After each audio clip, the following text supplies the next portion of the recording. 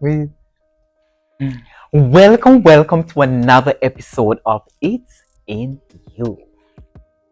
I want to say welcome to all our viewers from all over the world. And today we have a very special guest lineup for you. No other than Nestor, all the way from in the Bronx. He came all the way Midtown, Manhattan, and he's living in the Bronx. And we are so excited to have him today. Today, he's here to talk a little about his recent breakup. He told me a little bit about it, but I'm so excited. I didn't want to hear everything because I want you guys to share, you know, the experience with me. I don't want to take everything for myself. So, welcome, Nestor, to the show, and Thank you for thank you having me. so much for coming. Thank you for having So let me ask you, Nestor. So I know it's not easy for you. You recently went through a breakup and you're still going through the process of healing. And the reason why you're here today is to share with our viewers your first-hand experience. What was it like? How were you feeling breaking up? Because I know this was not something you had planned for. So, can you tell our viewers of your experience? Because a lot of people out there today are going through the same scenario. They're in a relationship, and when you're in a relationship with someone you love, you care for each other. And to get up one day and realize that you're no longer together. How do you deal with that? How are you dealing with that situation? And what was your first hand experience? when it first happened, I didn't know what I was gonna do. I had no plans, like in motion or anything. Right. And then, like learning how to like love myself all over again, putting myself out there, meeting new people. It was really, really, really hard. And some days I would like get up, not want to come to work, but in my head I would tell myself I have to do this for myself because if Yes. I don't, nobody else is gonna do it for me. So like over the months, I was a little emotional, got better, and then I could say it. So not to cut you. Uh what in that moment, what type of support system did you find or were you leaning on for emotional help, you know, mentally, to help you mentally to cope with your emotions and the stress and the trauma you were going through at that moment? Because remember, this is someone you love, and to realize that the person you have that connection with is no longer there. Because I can just imagine you, a point of your life, you share so much things with this Yeah, individual. Like you eat together, you sleep together, you drink together, you go to the club together, you do most things together. And I can just imagine how it feel, going through that moment. What were going through your mind, knowing that the person that you smoke with and do most of the things with is no longer there? What were your support at that moment? Was it your friends?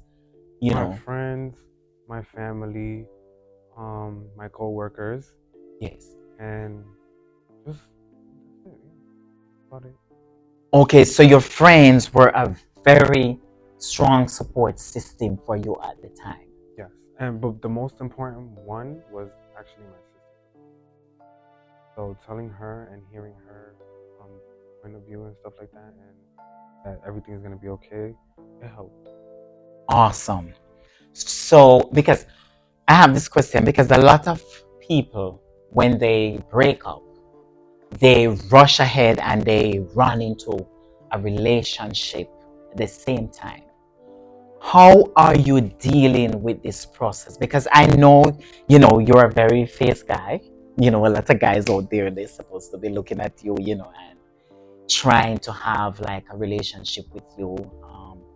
How are you dealing with those attention, especially now that some of your associates, they know that you are single?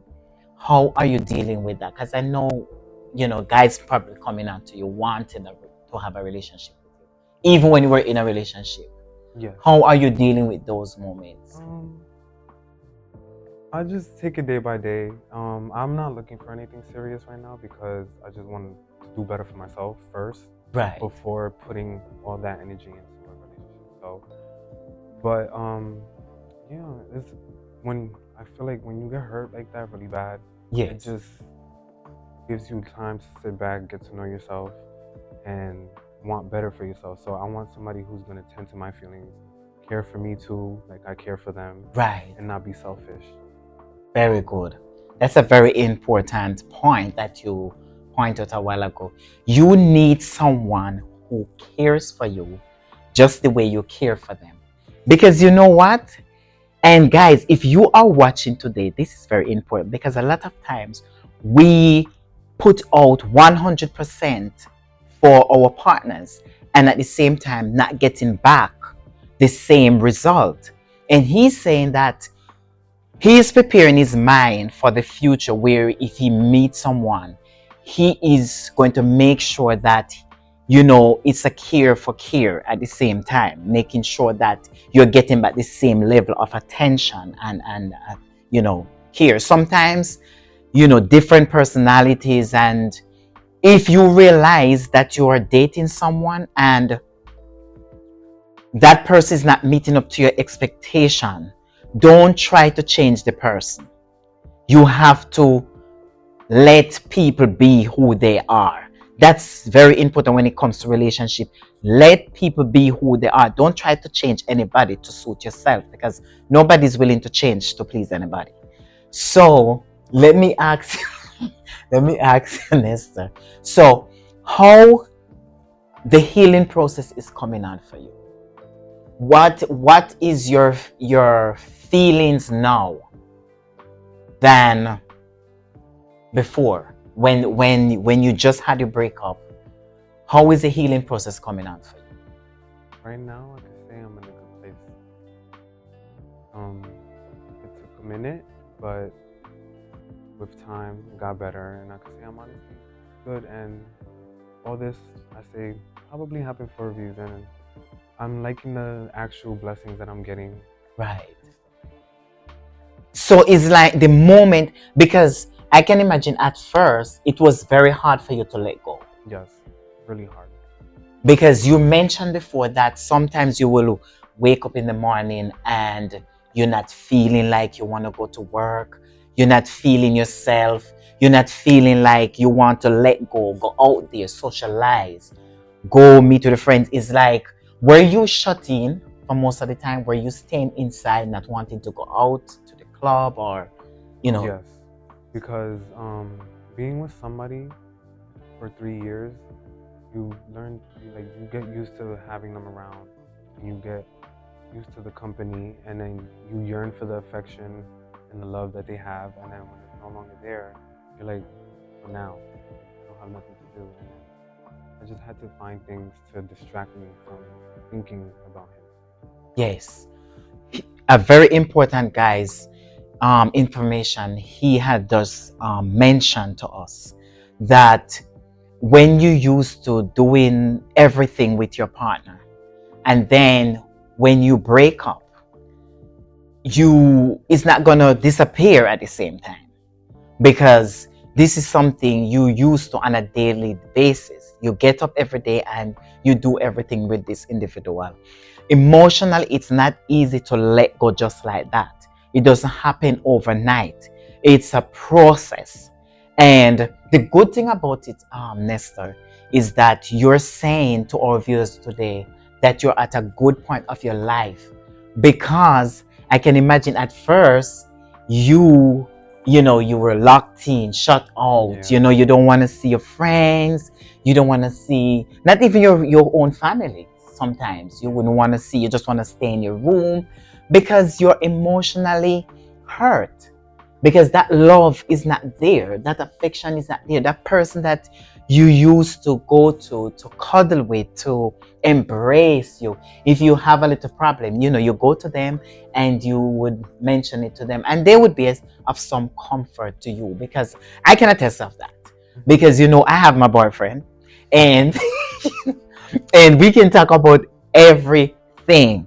And sometimes he's at work and he get worked up, he's not having a good day, and before he even reach home, he would reach out to me and he would explain to me what he's going through, how he's feeling. And I am there as a emotional support system for him, where I would say to him, you know what, hold on, hang in there. And then at the moment, I can't wait for him to come home, to see him, to give him that embrace, that love, to assure him that, listen, it is going to be okay. It is just one of those days. So I can just imagine, with you. And I am happy that you reached to a point where you're feeling more comfortable with yourself, moving forward. And I know you're still going through the process, your Yes. healing process.